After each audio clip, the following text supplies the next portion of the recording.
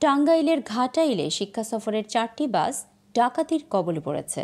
ময়মনসিংহের ফুলবাড়িয়া থেকে নাটোরের একটি পার্কের উদ্দেশ্যে যাচ্ছিল শিক্ষা সফরের দলটি।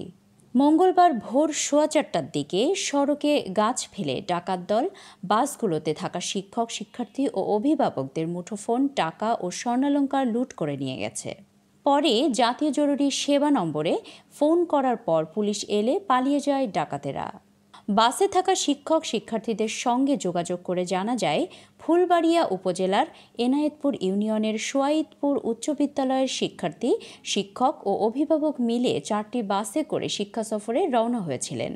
সোমবার দিবাগত রাত 3টার দিকে স্কুল চত্বর থেকে তাদের 4টি বাস ছেড়ে যায়। তারা নাটোরের গ্রিন ভ্যালি পার্কের উদ্দেশ্যে যাচ্ছিলেন। ভোর 4:15টার দিকে শিক্ষা সফরের বাস 4টি টাঙ্গাইলের ঘাটাইল উপজেলার সাগরদিঘি ইউনিয়নের লক্ষণের বাঁধা এলাকায় পৌঁছালে ডাকাত দলের কবলে পড়ে। গজারি বনের ভেতর দিয়ে চলা ঘাটাইল সাগরদিঘি সড়কের পাশ থেকে একটি গাছ কেটে রাস্তা আটকে দেন ডাকাত দলের সদস্যরা। প্রধান শিক্ষক মোহাম্মদ খলিলুর বলেন, রাতে 4টি বাস রওনা দিয়ে সাগরদিঘি এলাকায় গজারি বনের মধ্য দিয়ে যাচ্ছিল। হঠাৎ রাস্তায় একটি গাছ পড়ে থাকতে দেখি। অন্তত 10 থেকে 12 জনের ডাকাত দল হামলে পড়ে। সবার হাতেই ধারালো দেশীয় অস্ত্র। সবাই খুব ভয় পেয়ে যায়। ডাকাত দলের সদস্যরা পেছনের বাস থেকে মালামাল লুট শুরু করেন।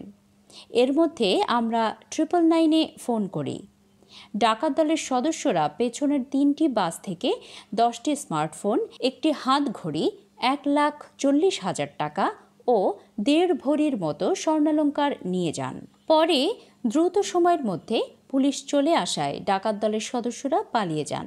ফুলবাড়িয়া উপজেলা নির্বাহী কর্মকর্তা মোহাম্মদ আরিফুল ইসলাম বলেন, ডাকাতির কবলে পড়া শিক্ষা সফরের দলটির আল্লাহর অশেষ রহমতে তেমন কোনো ক্ষয়ক্ষতি হয়নি।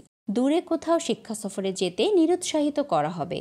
যেতে ও ফিরতে রাত হয় এমন কোনো স্পট বাছাই না করার জন্য শিক্ষকদের বলা হবে।